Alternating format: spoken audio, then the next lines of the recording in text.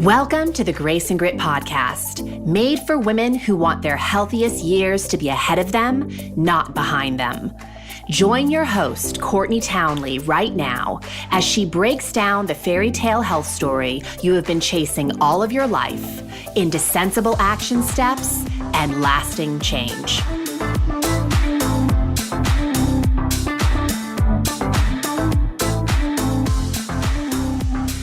Hello, my friends, and welcome to the Grace and Grit podcast. This is your host, Courtney Townley. I'm so happy you're here. I hope you're having a fantastic finish to your summer. My kiddo is headed back to school this week. So we just got back from a really incredible trip to Wyoming. We go there every year. My brother, I grew up just outside, I grew up in Jackson Hole. My brother lives just outside of Jackson Hole in Alpine. And so we go over there every year to see him. And then we end up going into the backcountry and camping for a week. And I got to tell you, being off radar is so good for the soul, right? I didn't have access to internet. I couldn't check social media accounts, none of that. And it was just a very nourishing thing. So I am fired up for the fall. We have so many incredible things coming down the pipeline.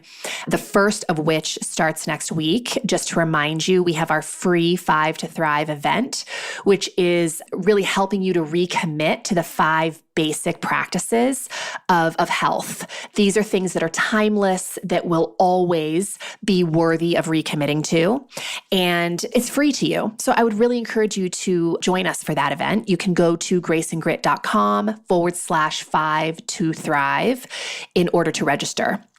You can either put the number 2 or write the word 2, and it'll get you to the same place.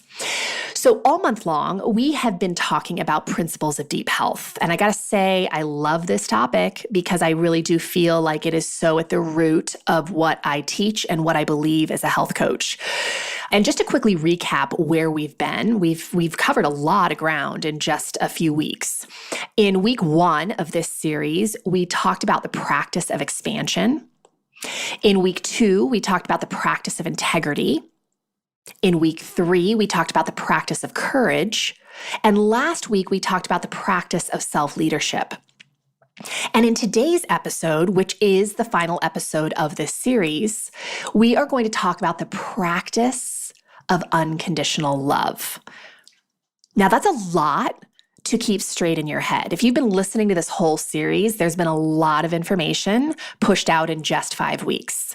So if you need a little help remembering, or if you haven't had the opportunity to listen to all 5 episodes, you can head on over to graceandgrit.com/deep health and register for your free roadmap, which is basically our version of show notes. I give you some personal notes from me. I give you the key takeaways to every episode and a couple other little bits and pieces that help to support the theme itself.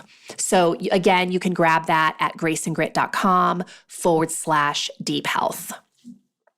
Now, I saved this topic of unconditional love for the final episode very intentionally, because I really believe that without unconditional love, all the other practices are going to be very difficult to show up for with any degree of consistency. Which might be funny to hear me say. Those of you who've been longtime listeners, thank you, by the way. I really immensely appreciate all my listeners, but especially those of you who keep coming back. Those of you who have been listeners for a long time of this show, it might surprise you to hear me talk about unconditional love, because you have heard me say that I believe self-love is a really big ask of a woman who has been in a state of self-loathing for so long. But I just want to get clear on why I want to have this conversation. Yes, I do believe that self-love is a very big ask. We live in a culture of extremes, and on one end of the spectrum, we have self-hate. On the other end of the spectrum, we have self-love. And we know that hating your way healthy doesn't work. Right? The diet culture has kind of proven to us that that isn't working. It's never worked. It's never going to work.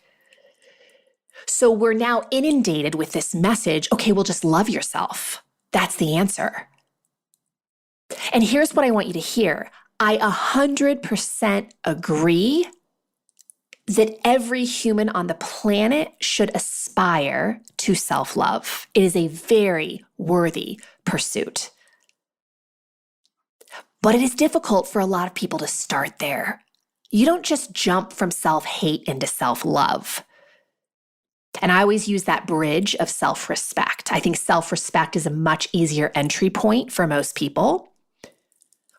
But at the end of the day, we are using self-respect to enter the realm of self-love. So today I want to talk about not just self-love, but unconditional self-love, to just get you thinking a little bit differently about the concept of self-love, and to just start maybe planting some seeds for a direction that you could start heading that would be so beneficial to your health story. Now, when I say unconditional love, I just want to be clear on what I'm speaking to. Conditional love is the opposite. Conditional love is love that you pay for.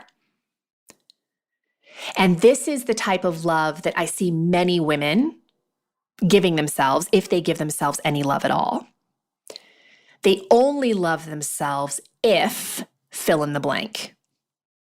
They weigh a certain weight, they look a certain way, they fit into a certain clothing size, they are able to make somebody else happy, somebody else approves of them, they achieve a certain level of success somewhere in their life. If they do those things or one of those things, then they might give themselves a little bit of love.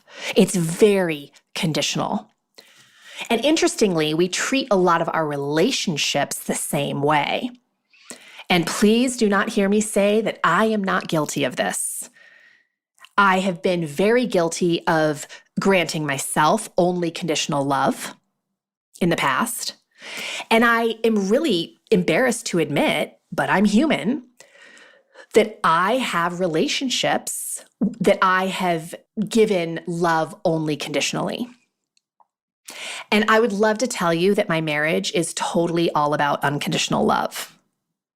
But it hasn't been. I really believe that my husband loves me unconditionally. But I feel like when I'm being honest with myself, I've had an agenda for the way in which my husband is supposed to treat me to earn my love.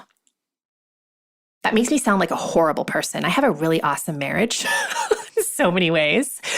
But making this recognition that I had a lot of expectations and that I wasn't very freely giving my love to my husband was a big pivot point in our marriage.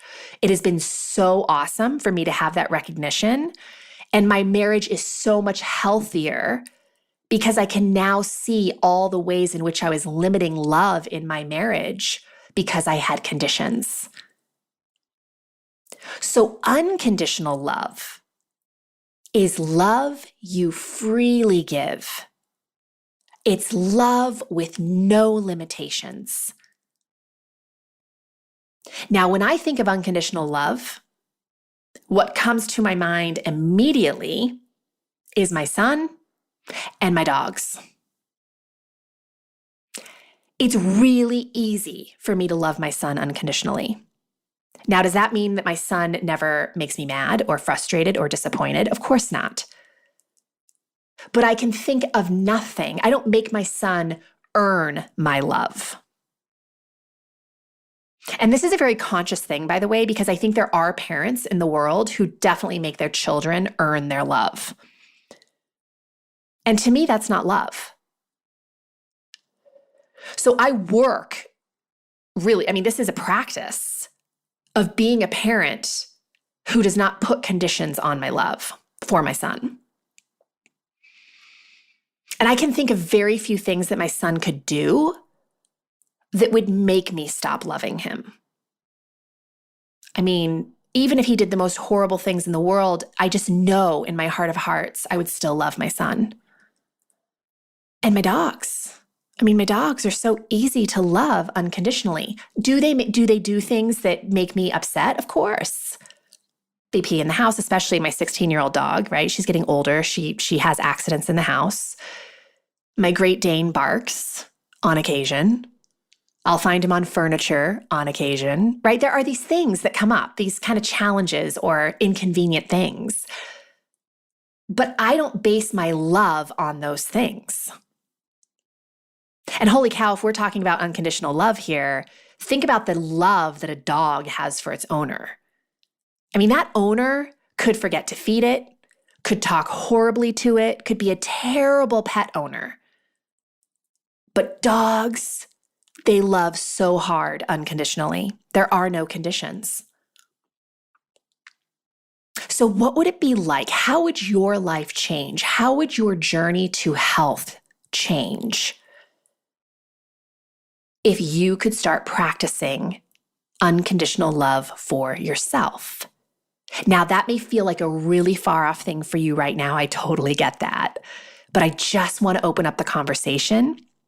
I just want to plant the seeds. Let's talk for a second about what self-love is. Some of you may not know this, but I do a lot of projects, and some of you looking from the outside in on my business might think, wow, how does she do all these things? Well, let me tell you, I don't do it alone. I have an incredible team that supports me, and my most cherished team member is my virtual assistant, who has been with me for, I think almost 5 years. She is a freaking rock star, and there is no way my business would be where it is without her. She is literally like my right arm.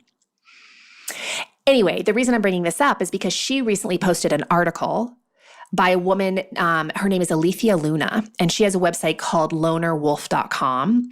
And she wrote an article called How to Love Yourself More, and it was so beautiful. But I want to share with you her definition of self-love because I think it is so perfect. She says this: in short, self-love is the forgiveness, acceptance, and respect for who you are deep down. All your beautiful and hideous parts included. When you love yourself, you take care of yourself. You honor your limitations. You listen to your needs. And you respect your dreams enough to act on them. When you love yourself, your happiness, health, and fulfillment are all of supreme importance because you realize that without loving yourself, you will never be able to genuinely love others. End quote. I think that is so stinking good. When someone truly loves you, right, they love you for who you are, not for what you do. That's the difference between conditional and unconditional love. And if I only love my husband when he does what I expect him to do, that does not bode well for a healthy relationship. That does not bode well for any relationship, including the one that you have with yourself. Asking people to pay for love is not love. So I'm curious, of course, how are you asking yourself to pay for love, to earn love from yourself, from other people? Do you tell yourself you have to be a certain weight? You have to achieve a certain thing? You have to be a certain way? You have to sacrifice certain things? How do you ask yourself to pay for love? It's a powerful question. Elizabeth Gilbert, the author of Eat, Pray, Love, and many other books, she has a great quote. I've used it before in a lot of different blogs and podcasts, but it's so good. I just want to reiterate it here. She says, you get to be a masterpiece and a work in progress simultaneously. Now, I think this is a really beautiful quote. specifically because I hear a lot of women argue against unconditional love, in that they say, well, Courtney, if I love myself as I am right now, all my flaws, all of, that deep, dark ugliness included, I won't be motivated to improve my life. To which I say, BS. That is so not true. In all the years that I've coached women, I have never seen a woman truly develop a practice of unconditional love and not make progress towards her goals. Because self-love does not mean you don't do any work. Self-love means that you lean into the work in tribute to who you are and what you want for your life. And what I also love about this quote, that you get to be a masterpiece and a work in progress simultaneously, is it's almost reminding you that you get permission to love yourself unconditionally right now and want to improve your life simultaneously. You can aspire to do better and love yourself unconditionally right now. You can be disappointed in yourself and love yourself unconditionally through the disappointment. You can recognize past mistakes or even recent mistakes that you've made and love yourself regardless. You can do all of that simultaneously. It is not an either-or conversation. And I would go further and say that the more you practice unconditional love, the quicker you get through the obstacles and challenges that you're facing. So above all else, I want you to hear this and remember this. Love is a choice. And the type of love that you're granting yourself is a choice. And I would argue, when I say type of love, I mean conditional or unconditional love. And I don't believe conditional love is really love. Unconditional love is really love. And it's rooted in how we think about ourselves and how we think about other people. And how we think is always a choice. And unconditional love is also very rooted in how we behave when there's a conflict or a challenge or some kind of obstacle in our midst.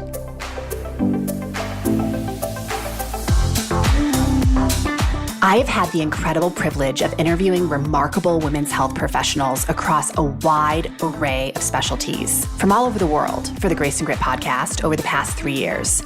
Doctors, scientists, nutritionists, physical therapists, hormone specialists, psychologists, trainers, coaches, just to name a few. And while each and every one of these professionals has a unique perspective and a zone of genius so special that I wanted to feature them as a guest, there is a common thread in every conversation, which is this. When it comes down to asking how a woman can start mending her mental and physical health immediately, the answer always boils down to things that will help her unpack the stress in her life. Now, stress comes in a lot of forms, be it psychological, physical, nutritional, environmental, or habitual pattern stress. The solution is almost always found in reducing the total stress load a woman is under. And here's the truth. Unpacking stress from your life does not require extreme measures or overhauling your life overnight. In fact, those approaches often just cause more stress. It doesn't have to be so hard. So on September 5th, I'm offering a free online 5-day event to introduce or reintroduce you to the 5 elements that will help you to physically and emotionally thrive. If you'd like to join me, all you have to do is head on over to graceandgrit.com/5to-thrive and register. And we'll send you everything you need to know a day before the event begins. I hope you'll join me. It's going to be awesome.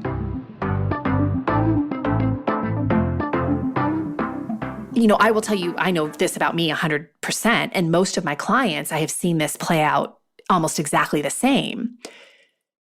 That when I force my way through an obstacle in a really kind of hateful and kind of bullyish way, like I'm bullying myself for messing up, or I'm really beating myself up for tripping over my feet, it is so much harder for me to get traction again. But when I can meet myself with unconditional love, which includes, of course, compassion and clear communication and respect, it's so much easier to get back on my feet. It's so much easier to get back on your feet when you have a team cheering for you, right? Versus one that's like booing you and hissing you out of the stadium. But ladies, that is what a lot of you have created. You've created this horrible environment for yourself where you're literally working against yourself. And it's not working. So what might it be like if you created a really inviting, supportive space for yourself and cheered yourself on?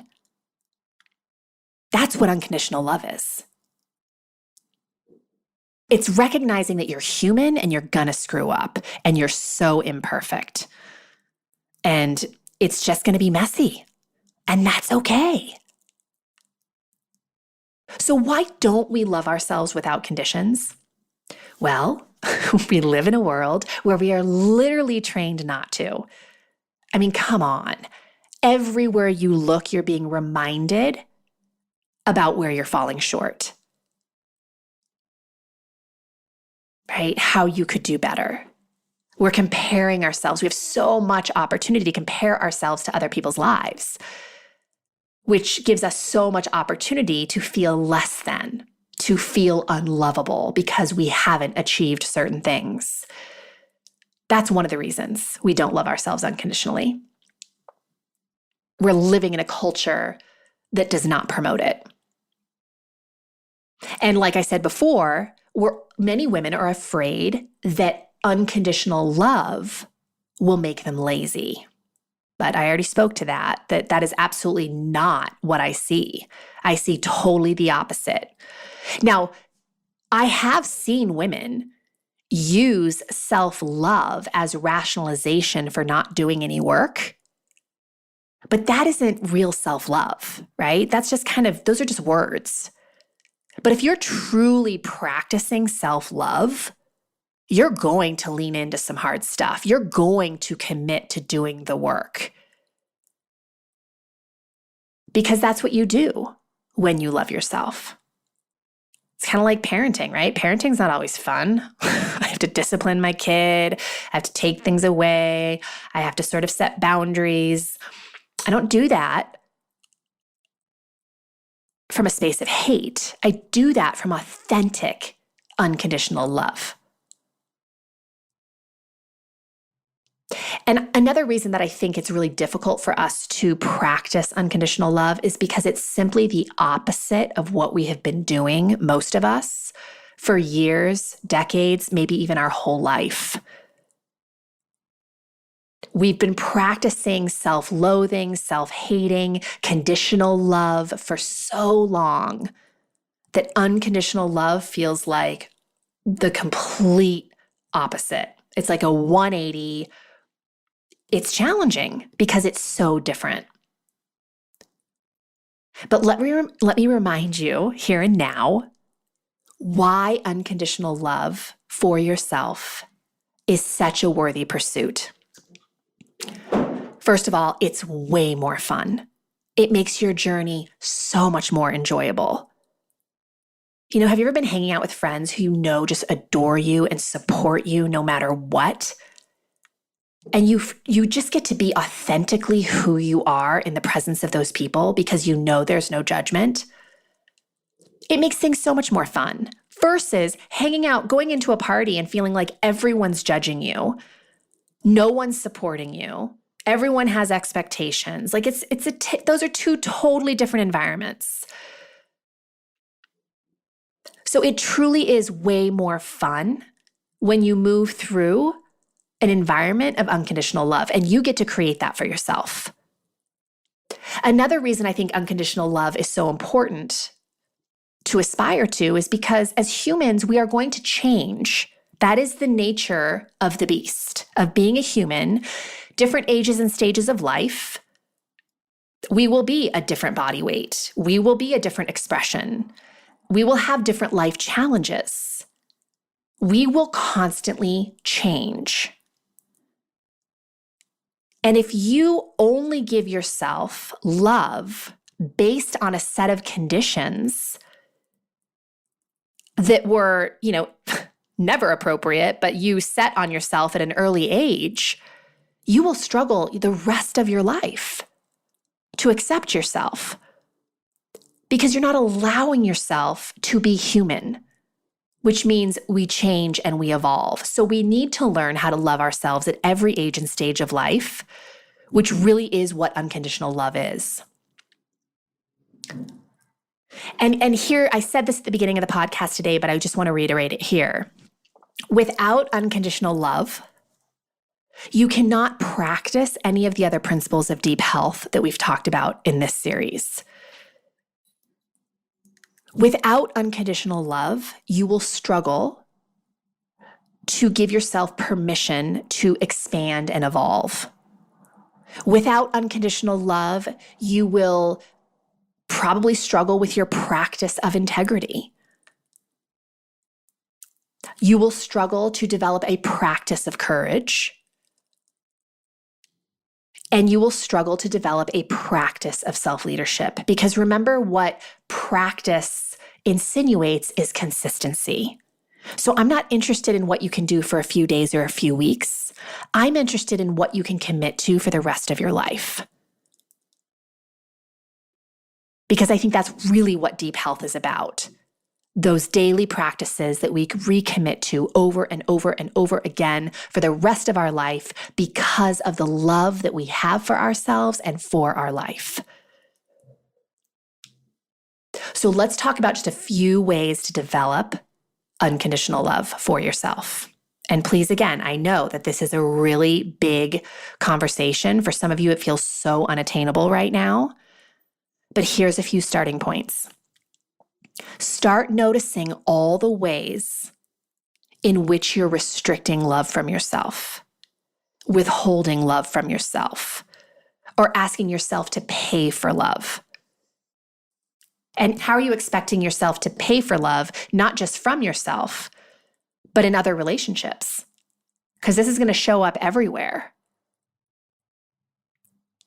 And this requires a high level of awareness. And as you well know, if you've listened to this podcast for a while, awareness requires time so you can self-reflect. How are you withholding love? What are the conditions that you have placed on your love for yourself? And as you identify those things, I am telling you here and now, those are the barriers for you showing up in the way that you want to for yourself with any degree of consistency. It's not about the exercise. It's not about the meal plan. It's not about, any of the rest of the BS that you're sold in the diet culture. It's that you are giving yourself only conditional love. And your deepest self is rebelling against that. Because nobody wants to be loved conditionally. That sucks. We've all done it. We were all doing it to some degree in our life. But again, awareness shines the light and presents us with an opportunity to start changing. Another way to start developing unconditional self-love is to be grateful for everything your body is doing awesomely well right now. To be grateful for everything that is going awesomely well in your life right now. Gratitude is the gateway to self-respect. Self-respect is the gateway to self-love. So as you look for things in your life to be grateful for, You start to respect your life and your body and your human beingness. And as you develop that respect, you start developing self-love. I know I've mentioned this before, but Sam Harris, the Waking Up app, he is the author of the Waking Up app. It's awesome. If any of you who like guided meditations, it's like my favorite thing ever. But I work through that app every single morning for about 10 to 20 minutes. And one of the things that he said the other day that I thought was so awesome, he said that he walked into a dinner with his family and he could tell that everybody was just kind of in a bummer mood. Like everyone was kind of like just heavy and a little angsty. And he took a second to just kind of pivot himself. And the way that he pivoted himself so quickly into a better energy and in a better sort of mindset was that he took a moment to recognize how much better his life was than it could have been in other situations. So what I mean by that is, he imagined a scenario where he would be so grateful to be sitting there with his family, because what if tomorrow his family was gone, right? What if they got in a car accident? He would treat that moment so differently if he could recognize the preciousness of it. And he talked about another example where he, really was grateful in a moment of his life because he recognized how many people in the world would be so grateful for living his life in that exact moment, because they're living in a war zone, or they're living in a place where they have no food, or, there's so many terrible conditions around the world. And for him to take the realities of other people and just recognize how grateful he was for his own life really helped him to flip the switch. So I love that little exercise. I think it's super powerful. But here's the last thing I want to tell you about helping you to develop unconditional love for today's podcast is unconditional love is a practice. And I always emphasize that word practice, because practice is something that you recommit to time and time again. It's not something you're going to perfect and then never have to address again. That's not how it works. It's something you practice daily.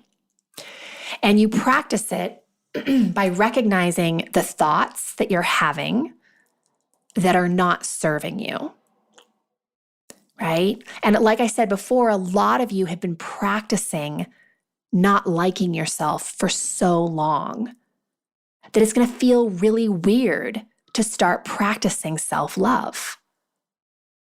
But everything that you're unskilled at feels weird at first. But the more you keep doing it, the more you keep showing up, the easier it gets. So remember that. One of the things that is really helpful for me in my daily practice is the statement, I am blank and I love myself anyway. I did blank and I love myself anyway. So I fill in the blank with either an emotion or an action.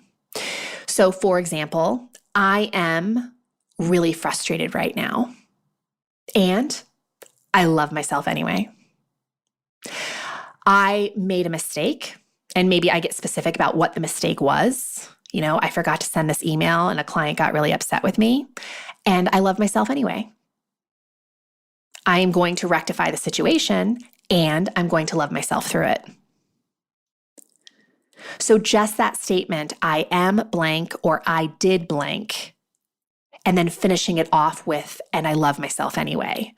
It seems like a simple thing. But again, really awesome, profound change, I'm a believer, is created through simple things. So it's this is just a simple practice that you could start today. So remember that love softens the hardship of everything. And it really allows you to keep moving forward. Without it, you're really going to struggle to move forward, because not loving yourself is so hard. And it really causes us to struggle unnecessarily. So starting to develop a practice of unconditional love is an incredibly worthy pursuit, my friends. And I hope you will accept my challenge in encouraging you to lean into it. That's all I have for you today. I hope it was helpful. I really hope you enjoyed this entire month. I sure did. Remember, you can grab your free roadmap at graceandgrit.com/deep health. And you can register for the free 5 to Thrive event that starts on September 4th, which is just next week, by going to graceandgrit.com/5 to Thrive. I hope you'll join me, and I hope you'll be back next week. Take care and have a great day.